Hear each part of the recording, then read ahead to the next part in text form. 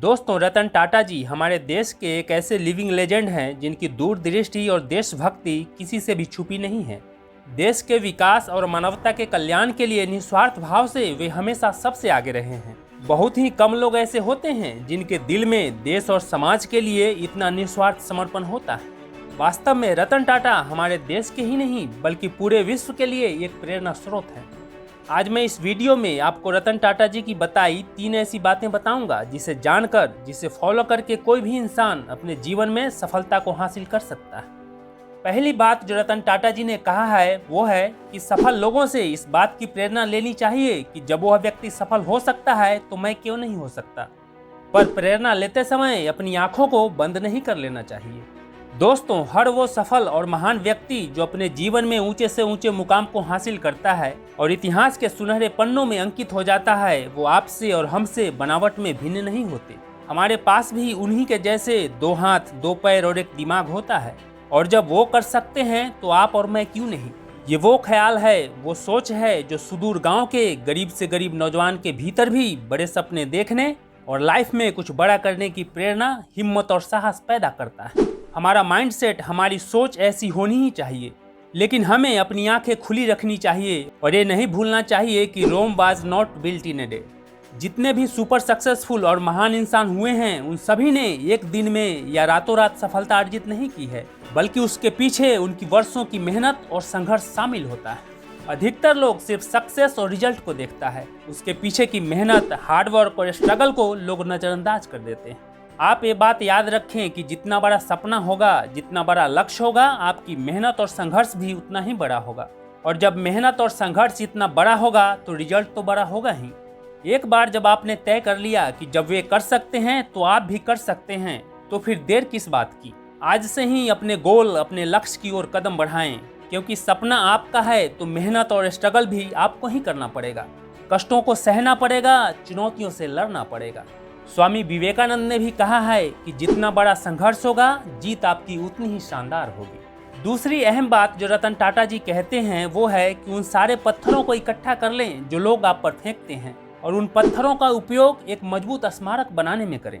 दोस्तों, हम सभी के जीवन में अनेकों बार ऐसी घटनाएं होती है जब लोग कहते हैं कि ये तुमसे नहीं होगा, अपनी शक्ल देखी है, अपनी औकात में रहो, ये करना तुम्हारे बस की बात नहीं है, और ना जाने क्या क्या कहकर वो आपको डिमोटिवेट करते हैं, आपकी आलोचना करते हैं, आपका पैर खींचने का प्रयास करते हैं, आपको नीचा दिखाते हैं। उन सब के बातों का जवाब देने की आज आपको कोई जरूरत नहीं है। आप उनकी बातों को, उनकी आलोचनाओं को, उनके द्वारा फेंके गए पत्थरों को सहेज कर अपने पास इकट्ठा कर लें और अपने भीतर ऐसा आग पैदा करें, ऐसा जुनून पैदा करें जिससे आपके सपने, आपके लक्ष्य की राह में आने वाली कोई भी बाधा, मुश्किलें और चुनौतियां आपके सामने टिक न सके। आप इतनी हद पार मेहनत, संघर्ष और पुरुषार्थ करें ताकि उन्हें भी पता चले कि जिन्हें वे अपने से छोटा और तुच्छ समझने की भूल कर रहे थे, एक दिन वो इतना बड़ा और ऊंचा मुकाम हासिल कर लेगा जिसकी उन्होंने सपने में भी कल्पना नहीं की होगी। लोगों की आलोचनाओं का, उनकी बातों का जवाब देते रहेंगे, उनसे लड़ते रहेंगे तो आप इसी में उलझ कर रह जाएंगे और अपने गोल, अपने बड़े ड्रीम को कभी पूरा नहीं कर पाएंगे। आप ऐसे लोगों की परवाह करना छोड़ दें और जिंदगी में वो काम करें जो आप करना चाहते हैं। ये मत सोचिए कि लोग क्या कहेंगे। लोग तो तब भी कुछ कहेंगे जब आप कुछ नहीं करते।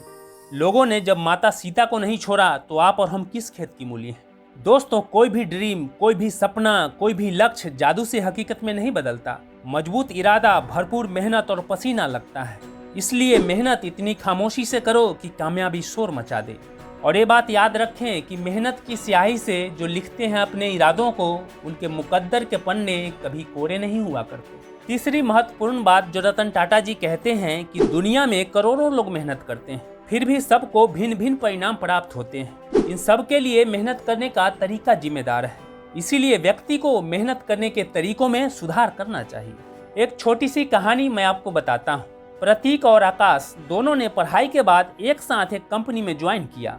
दोनों पूरी मेहनत से अपना काम किया करते थे। कुछ साल बाद प्रतीक का प्रमोशन हो गया और वह असिस्टेंट मैनेजर बन गया, पर आकाश अभी भी सेल्स एग्जीक्यूटिव के पोस्ट पर ही कार्यरत था। एक दिन आकाश से रहा नहीं गया और वो अपना इस्तीफा लेकर कंपनी के ओनर के पास गया और शिकायत करने लगा कि ओनर अपने मेहनती स्टाफ की कदर नहीं करते और केवल उन लोगों का प्रमोशन करते हैं जो उनके नज़दीकी हैं और उनके आगे पीछे घूमता है। ऑनर ये बात जानते थे कि आकाश ने भी पिछले सालों में बहुत मेहनत की है, परंतु वो उसे दिखाना चाहते थे कि उसमें और प्रतीक में क्या फर्क है।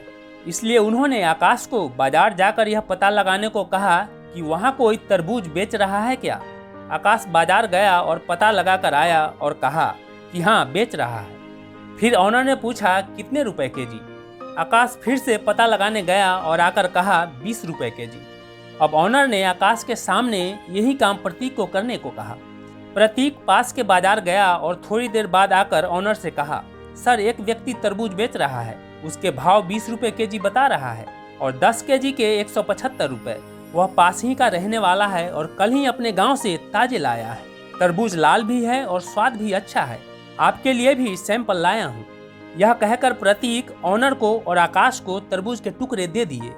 आकाश यह देखकर बहुत प्रभावित हुआ। वह अपना इस्तीफा वापस ले लिया और प्रतीक से सीखने का निश्चय कर लिया। ये सच है कि बिना मेहनत के कुछ भी हासिल नहीं होता, लेकिन सिर्फ मेहनत से ही सफलता प्राप्त नहीं होती।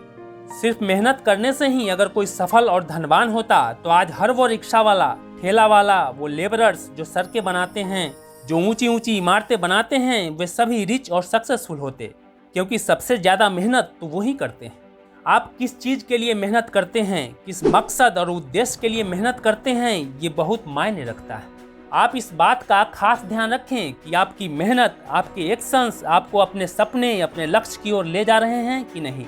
जीवन में बड़ी कामयाबी और सफलता केवल उन्हीं को प्राप्त होती है जो अपनी क्षमता, अपनी काबिलियत, अपनी समस्त ऊर्जा को एक ही दिशा में अपने लक्ष्य की ओर केंद्रित कर देता है और हर मुश्किल, हर चुनौतियों का डटकर सामना करते हुए निरंतर आगे बढ़ता जाता है। आप भी अपनी काबिलियत, अपनी मेहनत को सही डायरेक्शन में लगाएं और ये बात गांठ बांध लें कि जो पानी से नहाता है वो सिर्फ लिबास बदलता है, पर जो पसीने में नहाता है वो इतिहास बदलता है।